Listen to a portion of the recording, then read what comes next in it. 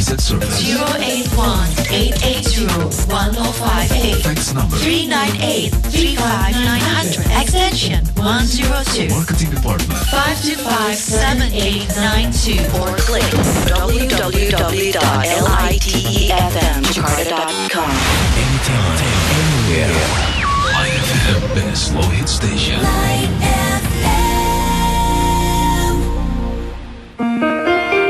Berproses menuju kesejatian diri. Bersama Siwo Agus Hidayat. This is Light FM, the best slow hit station. 104.8 Light FM, the best slow hit station. Assalamualaikum warahmatullahi wabarakatuh. Light audience, kita bersama lagi di berproses menuju kesejatian diri untuk edisi hari ini, Kamis tanggal 11 Februari 2010 bersama saya Dev Emerald. Dan tentunya seperti biasa setiap Kamis malam berproses menuju kesejatian diri, kita ditemani oleh teman sharing kita yaitu Siwo Agus Hidayat. Kita sapa dulu beliau malam hari ini. Assalamualaikum Siwo. Waalaikumsalam warahmatullahi wabarakatuh. Alhamdulillah, suaranya cukup terdengar. Ini suaranya Kok? kecil sekali. Kenapa Siwo? Suaranya kecil sekali. Kecil sekali, suara saya kecil? Iya. Oh gitu, tapi on airnya bagus kok Siwo. Mungkin Siwo yang apa? Kesitunya bagus. Iya, ke on airnya bagus. Tapi suara saya Iya. kedengarannya tidak jelas di Siwo ya. Mungkin bisa dibesarkan dikit. Full nih Siwo, sudah full. I love you Paul katanya begitu. Oke Siwo, kita segera buka saja. Berproses menuju kesejahteraan diri untuk Anda Light Audience. Saya mengundang Anda untuk sharing bersama di acara ini. Silakan hubungi kami di 021 391 3554. Sekali lagi di 021 391 3554. Dan juga SMS nantinya di 081 880 1058. Oke Siwo, kita mulai saja dengan penelpon yang pertama. Halo, assalamualaikum. Halo. Assalamualaikum. Halo Siwo. Iya, dengan siapa nih Pak? Dari Wibisono, Jati Bening. Silakan Pak Wibisono. Iya. Siwo, saya sering membaca di dalam Al-Quran di surat-surat itu disebutkan bahwa Allah menyebutkan diri sebagai kami. Nah, kalau kami ini kan sebenarnya jamak Siwo. Iya. Nah, menurut Siwo, saya kira bagaimana ya kan? Gitu aja Siwo, saya rasa. Baik, terima kasih. Terima kasih. Assalamualaikum. Waalaikumsalam warahmatullahi. Siwo cukup mendengar? Sedikit. Oke. Perlu dibantu. Iya, jadi Pak Wibisono di Jati Bening ini suka membaca Al-Quran, dan dalam ayat beberapa ayat di dalam Al-Quran menyebutkan bahwa Allah itu menyebutkan dirinya sebagai kami. Sementara kami itu kan jamak begitu ya. Nah, bagaimana pendapat Siwo?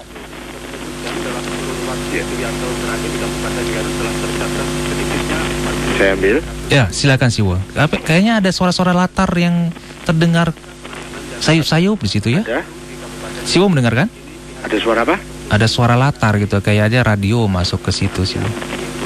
Nggak tahu apa ya. Ya udah, oke, kita mulai saja. Bisa dilanjut? Ya, silakan Siwo. Kepada seluruh Light Audience beserta seluruh staf dan keluarga besar Light FM. Kepada seluruhnya, Assalamualaikum warahmatullahi wabarakatuh. Bismillahirrahmanirrahim. Walhamdulillahi rabbil alamin. Sallallahu ala rasulil karim wa alihi tahirin. Wala hawla wala quwata illa billahil aliyil azim. Saudara-saudaraku semuanya, para Light Audience yang budiman, kita ketemu lagi dan kita sharing kembali. Seperti biasa, mohon jangan bosan. Saya selalu mengulang ini di depan, bahwa saya duduk di sini tidak sebagai apapun kecuali sekedar sebagai teman sharing Anda. Dan saya tidak punya kapasitas mewakili pihak manapun kecuali sekedar mewakili pemahaman saya sendiri. Jadi saya tidak berani mengatasnamakan kebenaran bahwa ini yang benar, bahwa menurut Islam begini, itu bukan kapasitas saya. Saya hanya bisa dan berani mewakili diri saya sendiri. Kalau menurut yang benar, maka itu sudah pasti benar. Menurut Islam, maka itu sudah pasti benar. Tapi yang akan saya sharingkan sekedar menurut yang saya pahami sementara ini, yang sifatnya tidak dijamin benarnya. Kalaupun ada yang benar, itu masih di dalam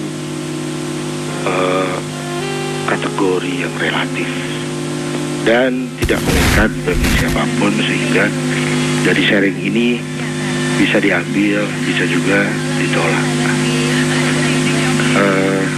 Karena posisi saya yang seperti itu, maka mohon jangan tergesa untuk diterima, meskipun juga jangan tergesa untuk ditolak. Siapa tahu dari acara ini kita bisa mendapatkan tambahan data, bisa mendapatkan tambahan wawasan, atau bisa juga sebagai bahan komparasi yang lebih lanjut, bahan perbandingan. Semoga saja dengan adanya sarana dan sharing seperti ini, kita bisa saling bantu, saling memberikan manfaat dalam rangka bagaimana kita selalu mempunyai semangat untuk berproses dari yang belum baik menjadi baik, bagi yang sudah baik menjadi lebih baik, bagi yang sudah lebih baik menjadi lebih baik lagi. Hanya itu saya kira yang akan membawa sharing ini bisa bermanfaat, meskipun bisa jadi juga di dalam acara sharing ini kita bisa berbeda pendapat. Saya kira logis ya, karena saya punya latar belakang dan keterbatasan tertentu, dan pihak panjenengan sebagai teman sharing juga sangat mungkin mempunyai latar belakang yang berbeda. Untuk itu maka mari kita saling berbagi semangat untuk selalu berproses menyempurnakan diri, berproses menuju kesejatian diri. Tadi sudah diawali oleh Mas Wibisono. Terima kasih Mas. Dan pertanyaannya simpel, jawabnya yang sulit. Beliau mengangkat sebuah topik tentang di dalam wahyu itu sering kita dapati Allah itu menggunakan kata ganti kami, meskipun ada juga yang menggunakan kata ganti aku.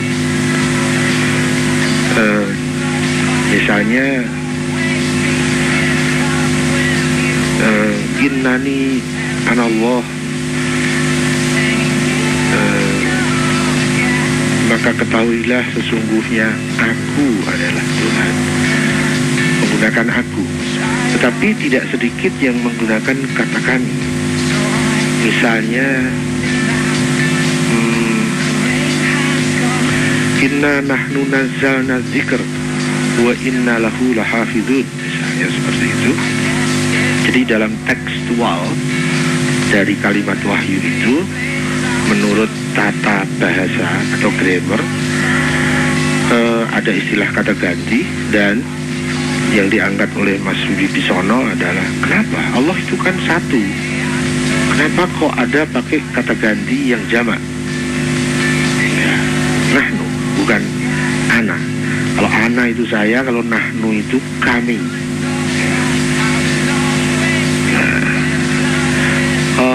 Saya punya pengalaman pengetahuan, punya pengalaman pemahaman.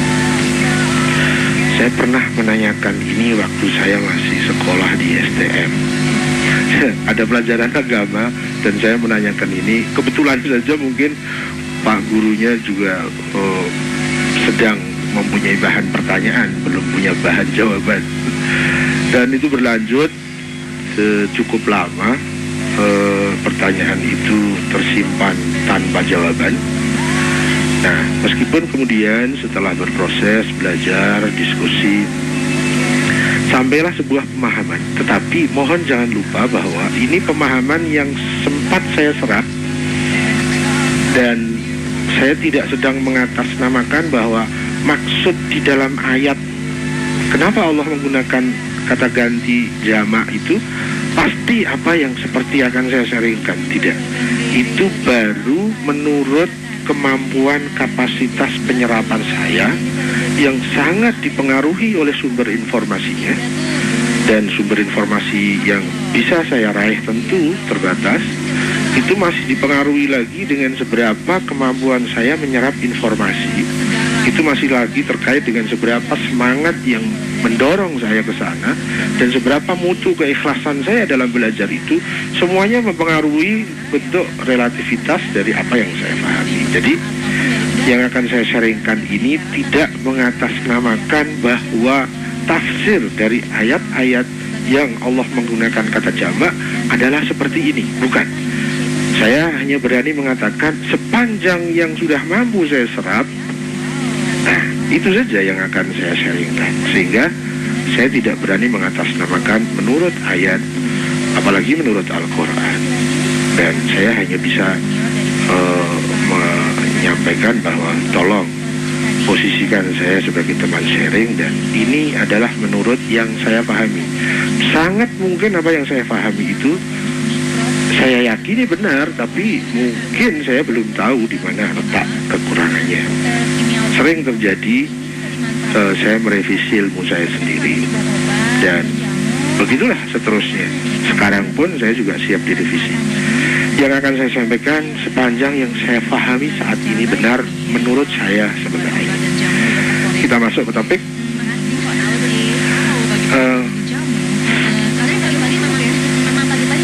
Yang saya pahami tentang ini adalah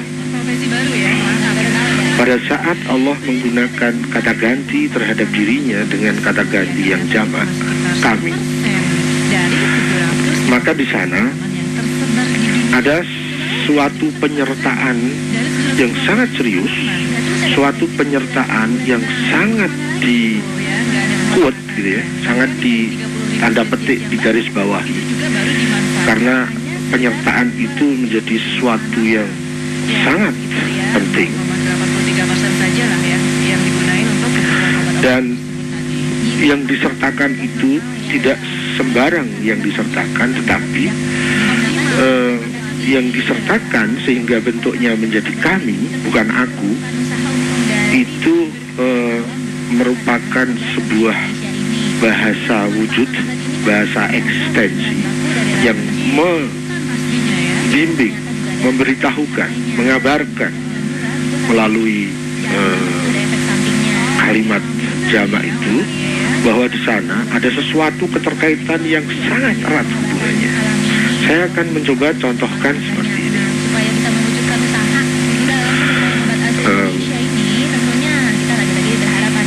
Pada saat mengatakan bahwa aku adalah Tuhan menggunakan kata tunggal.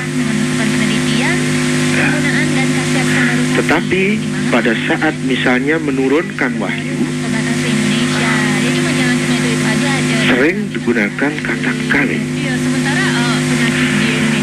Saya mohon maaf, tidak ingin masuk ke penafsiran, tapi saya ingin mengungkapkan ada redaksional wahyu yang pada saat itu saya pelajari melalui para penafsir. Nah, yang saya pahami dari pelajaran-pelajaran terhadap tafsir dari ayat itu yang mana? Saya akan sebutkan redaksionalnya sebagaimana tadi sudah saya sebutkan. Inna nahnu nazzalna dzikr wa inna lahu lahafidun. Sesungguhnya kamilah yang menurunkan az-dzikr.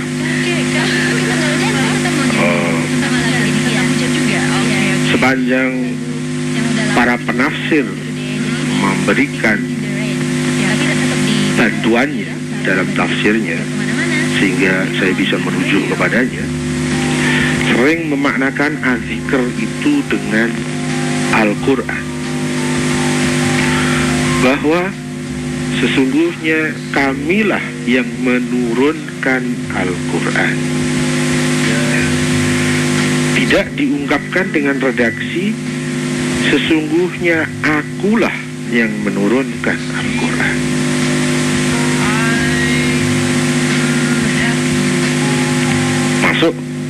misalnya Mas Bibisono, kenapa pakai kata ganti kami? Kenapa tidak menggunakan kata tunggal aku? Kemudian yang bisa saya pahami hingga saat ini, tetapi pemahaman saat ini sementara masih sangat bisa dibangun kembali, direvisi dan direkonstruksi. Kami itu menunjukkan ada pihak lain yang terkait sangat erat terhadap bagaimana Allah menurunkan wahyunya, Allah menurunkan az-zikr, Allah menurunkan Al-Quran. Banyak af'aliyah Tuhan, af'aliyah ilahiyah yang sebab jauhnya dari Dia, tetapi melalui proses-proses tertentu.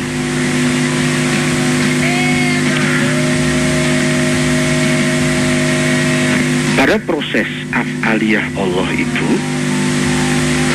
pada saat terkait dengan kesertaan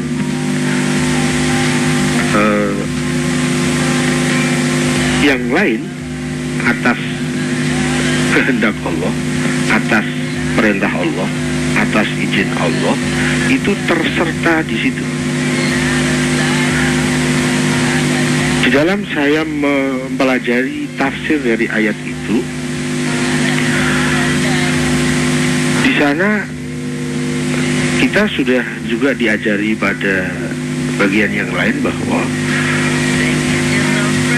wahyu itu bersumber kepada Allah, disampaikan sebagai petunjuk kepada manusia,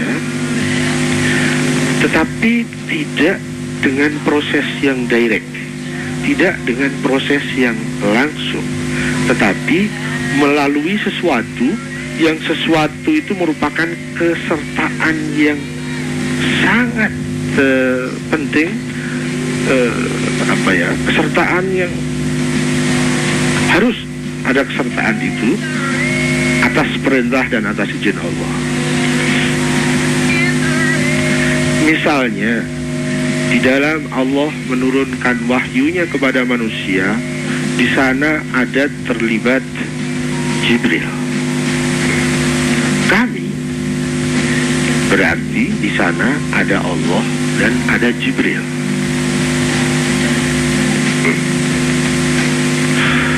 Setiap Allah menggunakan kata ganti jamak kami, sepanjang yang mampu saya pahami hingga saat ini, bahwa di sana ada kesertaan sesuatu yang sangat penting yang membentuk adanya fi'liyah ilahi, action dari Tuhan, yang itu melibatkan prosesnya dengan sesuatu itu menjadi sangat penting dan merupakan hubungan. Jadi action ilahi itu banyak yang tidak langsung. Dalam kajian filosofis nanti bisa dibedakan menjadi sebab jauh dan sebab dekat. Wahyu sebab jauhnya dari Allah, sebab dekatnya melalui Jibril. Nah, misalnya seperti itu. Jadi kami di situ ada kesertaan. Bahkan kemudian dari pemahaman saya yang lain bahwa pada saat di dalam tafsir yang saya pelajari itu mengkaitkan dengan wahyu yang disebut Al-Quran, maka di sana ada kesertaan yang lain, yaitu sebuah figur yang disebut Muhammad. Ya. Jadi Allah, inna nahnu nazzalna dzikr, sesungguhnya kamilah yang menurunkan az-zikr, sumbernya dari Allah, kepada Muhammad sallallahu alaihi itu sebab dekatnya adalah Jibril alaihissalam.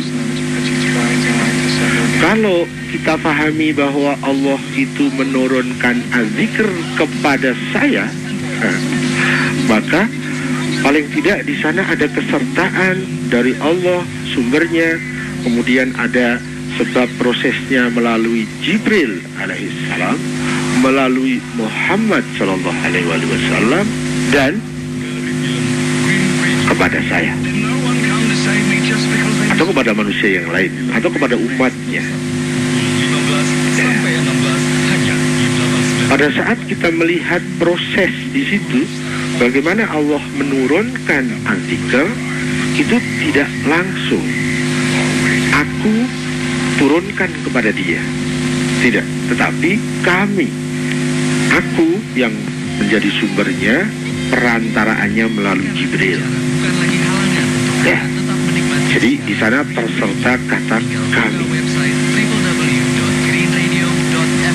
Bukan berarti kemudian kita maknakan, saya dulu memang ada kecurigaan.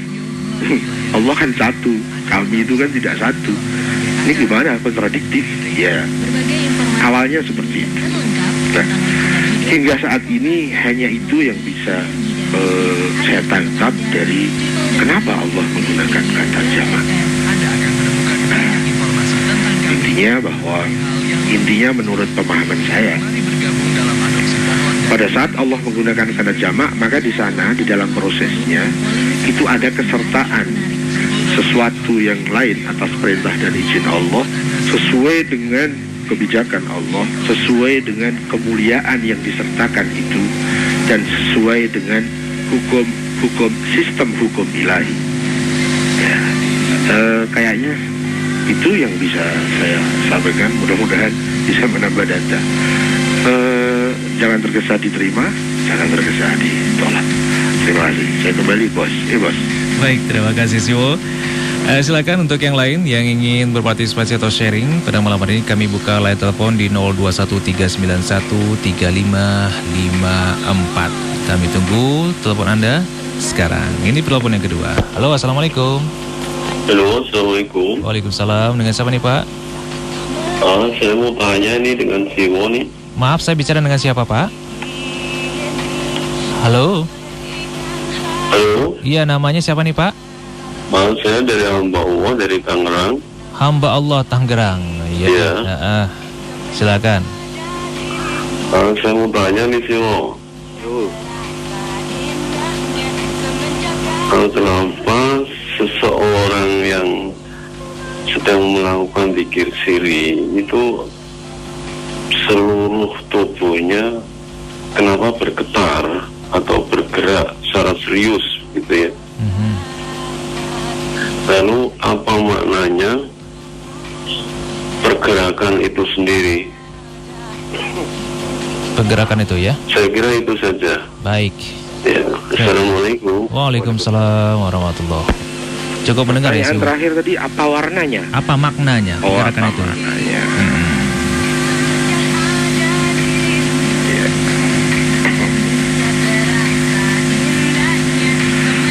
Mas atau Pak hamba Allah di Tangerang, semoga menjadi hamba Allah ya.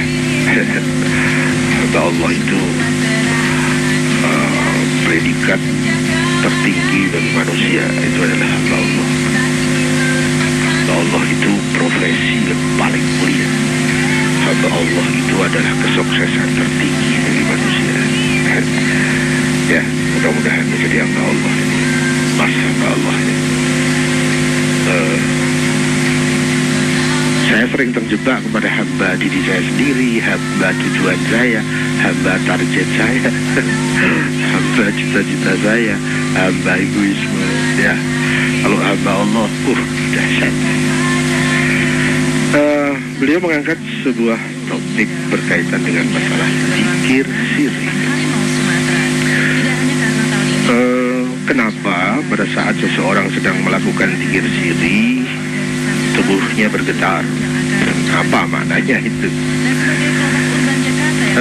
Sebelum masuk ke topiknya, saya menggarisbawahi sesuatu yang seandainya tadi itu dijelaskan, itu akan lebih mempermudah untuk mencoba men-sharingkan tentang topik ini, yaitu tentang zikir Dan yang kedua tentang sirri.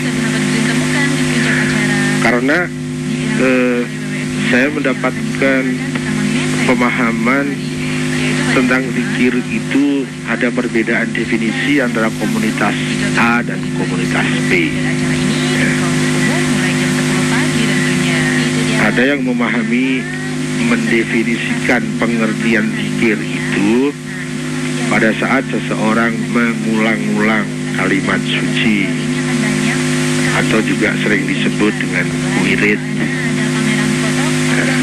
Ada yang mendefinisikan seperti itu. Namun tidak sedikit yang mendefinisikan bahwa zikir itu kelanjutan dari fikir. Kalau fikir itu ranahnya pikiran, logika rasional, filosofis. Sementara kalau zikir itu ranahnya spiritual. Ya. Ada juga yang mendefinisikan begini. Berpikir itu mempunyai arah dalam rangka seseorang menentukan titik tujuan. Itu yang pertama. Kemudian mencari jalan yang menghubungkan dirinya terhadap tujuan. Jadi ada dua hal terpenting di dalam berpikir. Itu ada dua hal, yaitu mencari dan menetapkan tujuan hidup. Kemudian mencari dan menetapkan jalan ke arah tujuan itu agar tidak terjebak, tersesat. Kedua-duanya sifatnya adalah konseptual, teoritis. Pada saat seseorang sudah jelas tujuan hidupnya dan jelas rentangan jalan mana yang menyampaikan kepada tujuan itu, kemudian dia berjalan. Nah, berjalan di atas jalan yang menyampaikan dirinya kepada tujuan itu disebut sebagai zikir.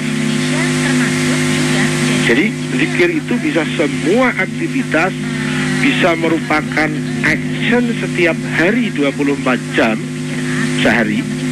Semuanya bisa masuk kepada kategori sebagai zikir. Ada zikir lisan, ada zikir mata, ada zikir tangan, ada zikir pikiran. Yang manakala semua kegiatan itu adalah langkah-langkah yang berada di atas jalan dalam rangka menggapai tujuan. Ada yang mengistilahkan zikir sebagai bentuk perjalanan spiritual menuju Tuhan. Itulah zikir. Dan semua bisa dispiritualkan. Kalau makan sekedar untuk kenyang, nggak bisa spiritual. Tetapi kalau makan, dia mempunyai semangat. Makan adalah perintah Tuhan, bahwa kita diperintah untuk memakan makanan yang halal dan bergizi. Maka makan itu bukan sekedar sebagai sebuah action yang remeh, tapi makan bisa menjadi salah satu unsur perjalanan spiritual. Ya, itu sangat ditentukan apakah seseorang itu sudah menetapkan tujuan dan merentangkan jalan yang membawa dia ke arah tujuan. Pada saat dia melangkah di atas jalan itu untuk menuju tujuan, maka dia disebut berzikir atau perjalanan spiritual menuju Tuhan, menuju Allah. Nah, saya tidak bisa memastikan yang dimaksud Mas hamba Allah tadi zikir yang mana, tetapi saya punya kesan bahwa yang dimaksud beliau adalah definisi yang saya sampaikan pertama, yaitu mewiridkan kalimat suci berulang-ulang dengan aturan tertentu, karena di belakangnya ada ikutan penjelasan bahwa badannya menjadi bergetar.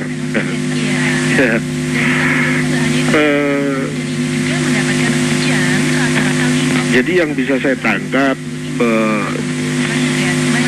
berarti saya harus memasukkan pengertian dan definisi yang pertama, yaitu pada saat seseorang melakukan zikir dalam artian mengulang melalui ucapannya, mengulang kalimat-kalimat suci, tetapi karena ada kata sirri di situ, berarti tidak melalui lisan, tetapi melalui hati. Jadi mengulang ucapan kalimat suci menggunakan hati berulang-ulang dalam aturan tertentu sampai terjadi efek badannya bergetar. Pertanyaannya, apa maknanya ya? Itu baru memahami pertanyaannya aja sulit.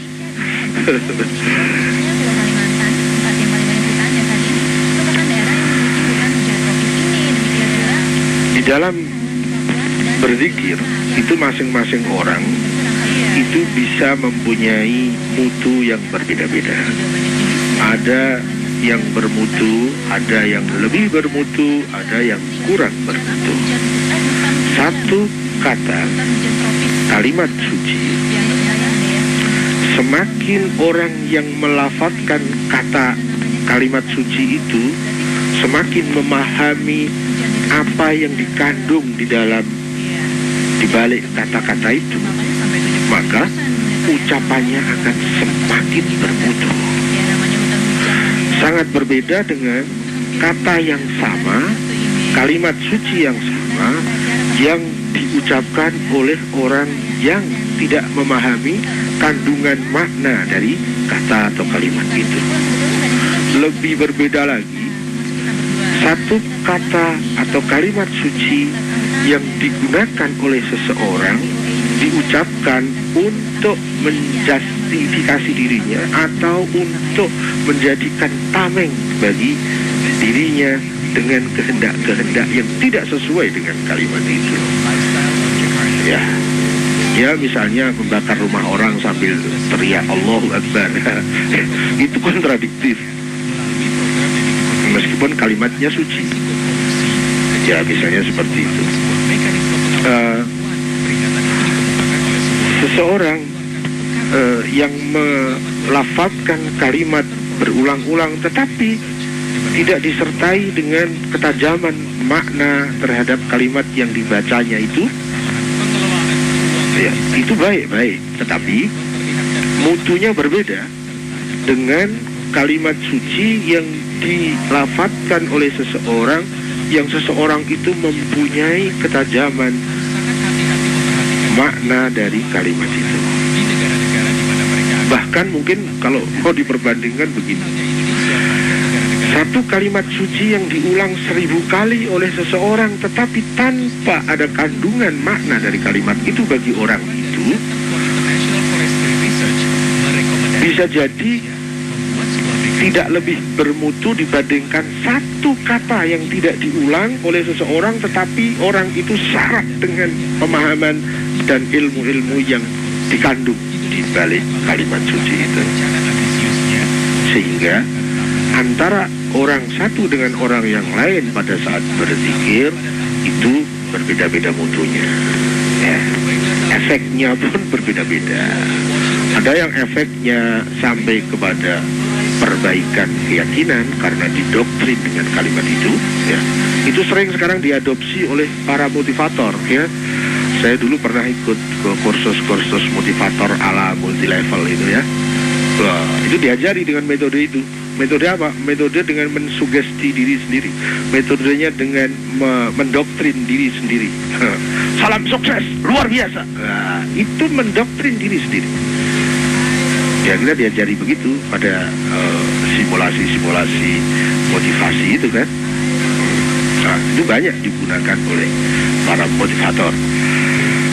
Atau kita mengulang kata-kata yang sama. Saya sukses, saya sukses, saya sukses, saya adalah orang sukses.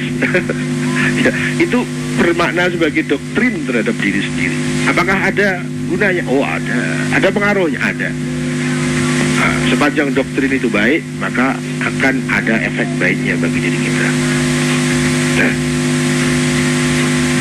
itu juga jauh sebelumnya sudah diajarkan oleh para tokoh-tokoh kebenaran itu sejak lama, sejak para nabi-nabi, yaitu kita dilatih untuk mendoktrin diri kita sendiri dengan mengucapkan kalimat-kalimat suci berulang-ulang yang kemudian kita pahami dengan wirid atau zikir, ya. Tapi zikir pada pengertian yang saya sampaikan pertama tadi. Nah, ada yang pengaruhnya itu kepada fisik sehingga dia bergetar. Nah, ada yang sampai limbo. Pada saat berzikir dia terjadi trans, sampai lupa diri. Ya itu sesuai, tergantung kepada seberapa mutu zikir, dan itu sangat personal, tidak bisa disamaratakan dengan person-person yang lain.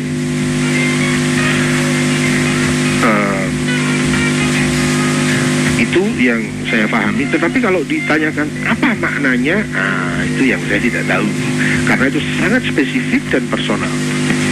Untuk bisa tahu apa maknanya, itu tidak mudah, karena kita harus punya alat ukur tentang makna, dan kita harus mengerti kadar dan stadium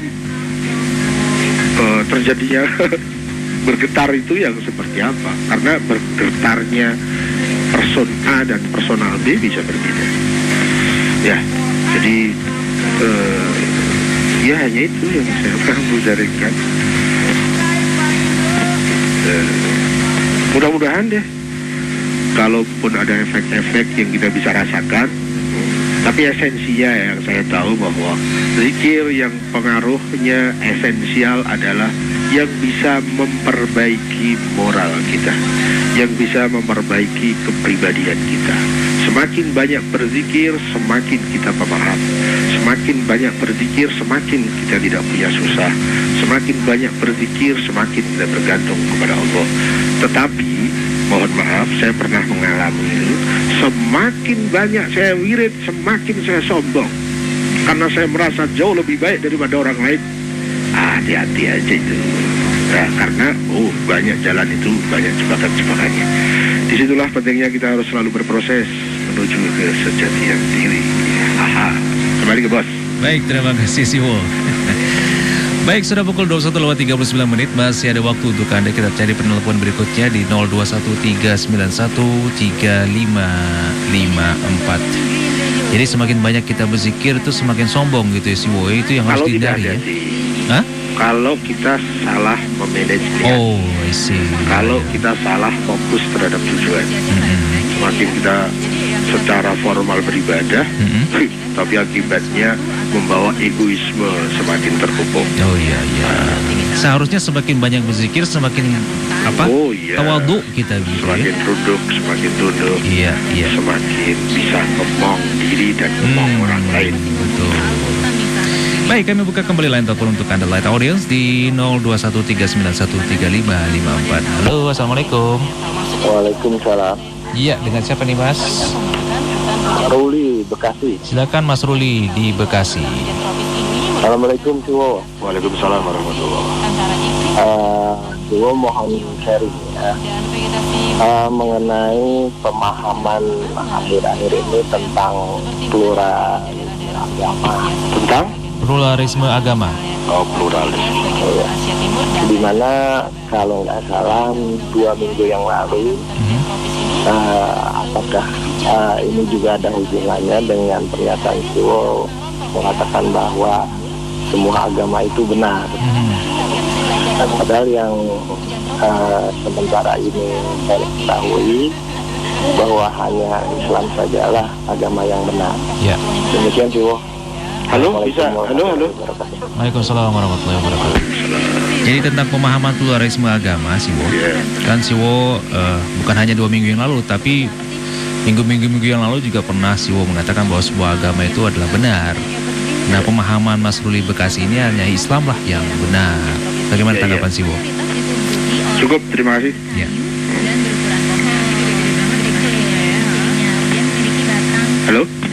Ya sih, silakan. Boleh? Boleh, monggo. Di situ ada apa? Kopi? Air putih? Di luar sih, Wo. Di sini ada sate loh. Waduh, enak. Sate apa itu sih, Wo? Sate ayam? Lanjut ya. Ya, silakan sih, Wo. Mas Ruli di Bekasi, terima kasih. Beliau mengangkat topik tentang pluralisme agama. Tadi itu saya kejar mau tanya, maksud dengan pluralisme apa ya? Saya khawatir salah paham. Tetapi bisa deh meraba, karena ada kalimat berikutnya. Misalnya bahwa saya pernah mengatakan semua agama itu benar. Sementara ada juga yang menyatakan bahwa yang benar itu hanya Islam. Hanya Islam sajalah yang benar. Terima kasih, ini pertanyaan yang menarik. Saya akan cerita tentang diri saya. Dulu, saya ingat deh, meskipun global ingat deh. Pada saat saya kecil, belum ada TV, belum ada televisi, tapi sudah ada radio. Ya. Suatu pagi sekitar masih agak mulai terang gitu ya, matahari belum terbit. Saya memang senang dengan radio pada saat itu. Kemudian saya dapat gelombang, dan gelombang itu pas ada acara acara rohani dari Kristen. Saya masih ingat, meskipun itu waktu saya masih kecil, kira-kira masih SD. Nah,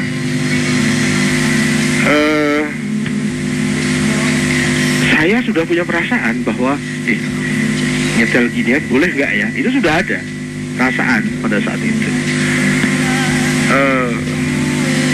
Berikutnya kemudian ada kakak saya yang masuk ke kamar saya, kemudian bilang, acaranya dirubah apa tak matiin gitu. Dari Jawa sih.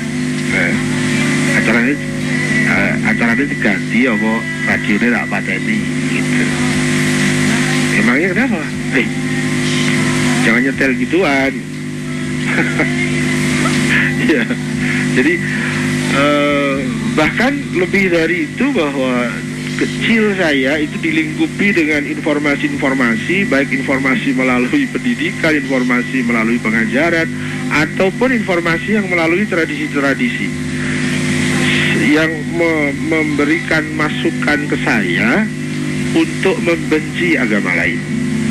Mungkin pengalaman seperti itu bukan saya aja ya, mungkin juga Mas Ruli juga punya. Karena saya mengira itu termasuk sesuatu yang tidak hanya bersifat lokal gitu. Ya begitu deh.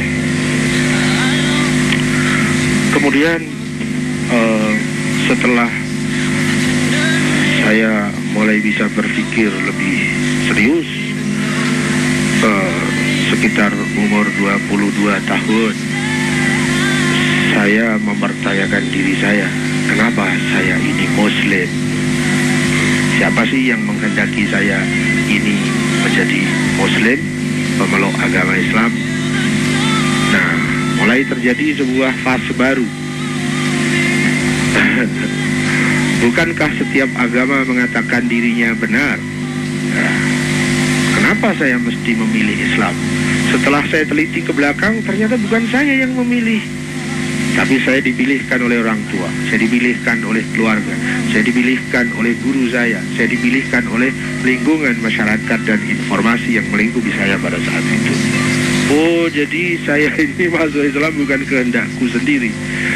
Saya mengklasifikasikan akhirnya, oh berarti saya belum masuk Islam, tapi sedang dimasukkan oleh lingkungan saya.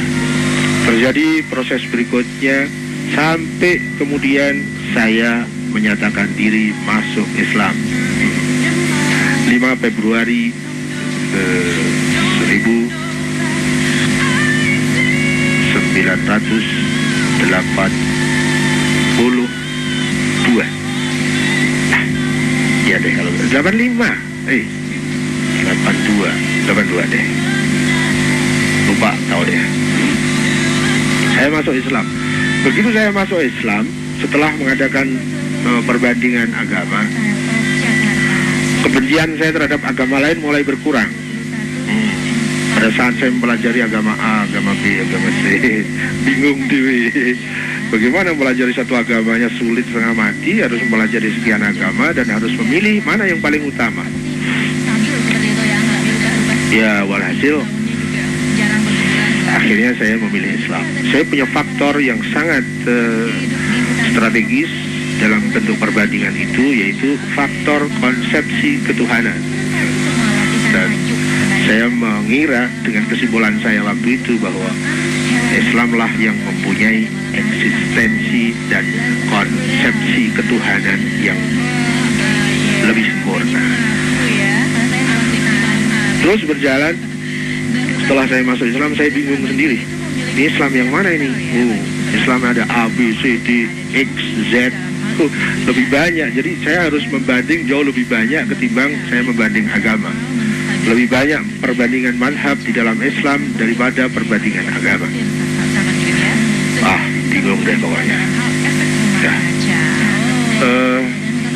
Sehingga setiap ada informasi tentang ada Islam yang nyeleneh, justru saya lebih tertarik karena bisa jadi jangan-jangan itu yang benar. Sehingga semangat pluralismenya itu semakin tensinya semakin tinggi, semakin bisa menghargai perbedaan, semakin bisa menghargai perbedaan agama, perbedaan mazhab, dan semakin hati-hati menyikapi informasi. Karena saya sangat banyak terjebak hanya karena saya tidak hati-hati di dalam mensikapi informasi. Begitu sering saya mendapati beritanya bahwa ini ada mazhab ini sangat buruk.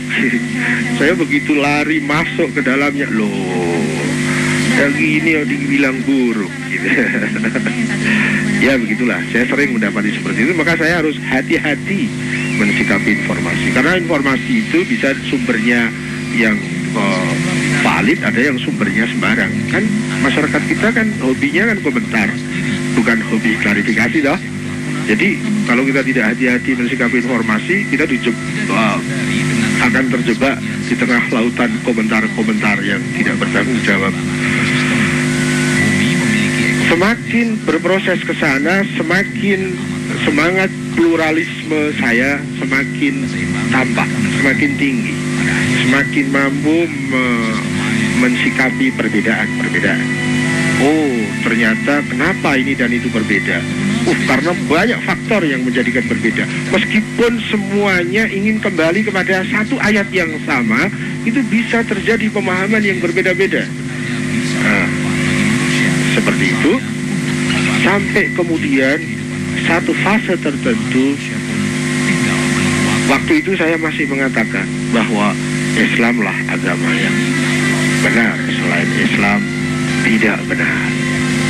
Tapi ada fase tertentu pada saat saya lebih serius mengkaji, kalau Islam itu satu-satunya agama yang benar, memangnya apakah Allah dulu menurunkan agama pada rasul-rasul sebelum Islam itu? Salah. Kembali terkoreksi. Kembali terkoreksi. Kalau memang agama itu dari Allah, diturunkan kepada Nabiullah Musa alaihissalam misalnya, apakah agama yang diturunkan dari Allah kepada Rasulnya Musa itu salah? Saya harus merevisi lagi pemahaman saya bahwa semua agama yang dari Allah benar. Beda ya, agama yang sudah diselewengkan oleh umatnya, beda. Islam pun sebagai agama yang dari Allah benar, tetapi Islam yang sudah disalahpahami atau disalahpahamkan atau diselewengkan atau sudah melenceng, maka itu ya tidak benar. Islam yang benar adalah Islam yang orisinil. Semua agama yang orisinil, yang datangnya dari Allah, yang dibawa oleh para rasulnya benar. Itu kemudian diperkuat lagi dengan pembahasan tentang rukun iman misalnya. Di dalam salah satu poin rukun iman saya diajari lama sekali, tapi terkait dengan masalah ini itu pada fase kemudian, bahwa di dalam rukun iman kita ada poin kita mengimani rasul-rasul yang ada. Bukan hanya Rasul Muhammad, tapi rasul-rasul sebelum Muhammad. Bahkan pada saat mengkaji satu ayat yang menyatakan bahwa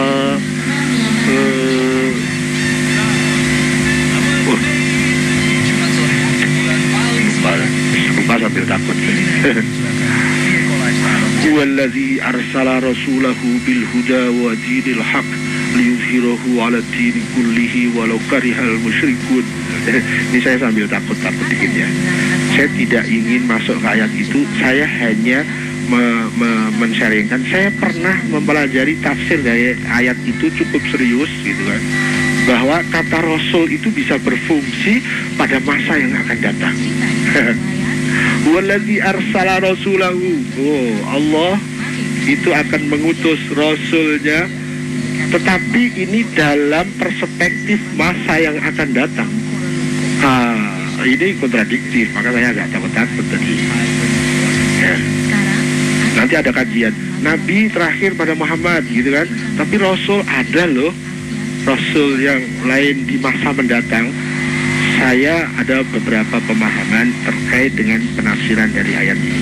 Wallazi arsala rasulahu bil huda wa dinil haq liyuzhirahu 'ala ad-dini kullih, yang akan memenangkan kebenaran dari seluruh seluruh aturan-aturan gitu ya. Kapan? Nanti. Berarti akan ada ya rasul lagi misalnya seperti itu. Tapi saya mohon maaf, ini tadi saya sebetulnya sudah diingatkan di dalam, jangan ngomong ini sehingga saya agak takut, tapi ya gitulah. Enggak ke situ deh, enggak ke situ. Bahwa di dalam rukun iman itu kita diajari untuk mengimani rasul-rasul Allah Subhanahu wa ta'ala. Tidak boleh membedakan antara rasul satu dengan yang rasul yang lain. Juga kita diajari untuk mengimani kitab-kitab suci dari Allah. Ya. Bisakah kita menyalahkan kitab suci sebelum Al-Quran? Gak bisa kan? Ya. Kitab suci Al-Quran benar. Zabur benar. Injil benar. Yang orisinal maksud saya. Nah, lain lagi kalau kitab suci itu kemudian sudah oleh sesuatu, oleh proses apa sehingga sudah tidak lagi sesuai dengan aslinya, ya tentu berarti itu kitab suci yang tidak asli. Agama yang orisinal, yang datang dari Allah, yang wahyukan, yang diutuskan melalui utusannya, ya pasti benar. Beda lagi dengan yang sudah mungkin disalahpahami oleh pengikutnya, ya lain masalahnya. Yang saya maksudkan semua agama benar adalah setiap Allah mengutus rasulnya dan memberikan petunjuk yang disebut agama, itu pasti benar. Dan di dalam rukun iman kita diajari untuk membenarkan rasul-rasul dan membenarkan kitab suci. Maka berarti kita juga membenarkan agama-agama yang dari Allah. Tambahkan, ini aroma lain, aroma pluralisme yang lain pada diri saya. Ya ini ada fase tertentu, saya bisa cerita aja deh. Ada fase seperti itu. Maka semangat yang tadinya saya diajari waktu kecil untuk benci kepada agama lain itu semakin pudar. Sekarang kayaknya hilang deh. Ya. Nah, kemudian terjadi fase lagi. Kalau kita hanya bertengkar masalah nama, nggak argumentatif gitu kata teman saya. Kemudian saya lebih beralih kepada bahwa semua agama yang dari Allah yang semuanya benar itu esensinya ada pada tauhid. Fikih bisa berbeda, jurisprudensi hukum oleh masing-masing agama yang dibawa oleh masing-masing rasul bisa berbeda, tetapi esensi penghambaan kepada Allah, esensi bahwa kita dipandu oleh para rasul itu, kemudian kita diajari melalui agama, itu esensinya dari sejak dulu hingga kini hingga besok sama, yaitu tauhid, mengesahkan Tuhan, ketuhanan yang Maha Esa. Nah, meskipun bajunya baju kesucian tetapi menyalahi prinsip tauhid, maka itu tidak agamis. Meskipun saya pakai baju, kemudian baju itu saya kasih tulisan besar Muslim, wah, bajunya baju Muslim, pakai gamis dan lain-lain, tetapi sikap hati saya, sikap pikiran saya, sikap action kehidupan saya tidak tauhidi, tidak sesuai dengan prinsip tauhid, maka saya tidak agamis. Meskipun baju saya Muslim, meskipun KTP saya Muslim, meskipun saya pakai spanduk Ana Muslim, tetapi saya menyalahi konsep tauhid, itu konsep dasar seluruh agama-agama, maka berarti saya tidak agamis. Nah, ada perkembangan baru di dalam proses itu, sehingga ingin kepada yang esensial. Agama apapun deh, tetapi mencapai esensi itu, dia baik. Meskipun agamanya Islam, tetapi tauhidnya kacau, dia buruk. Nah, nanti ada fase lagi berkembang. Oh, bukan itu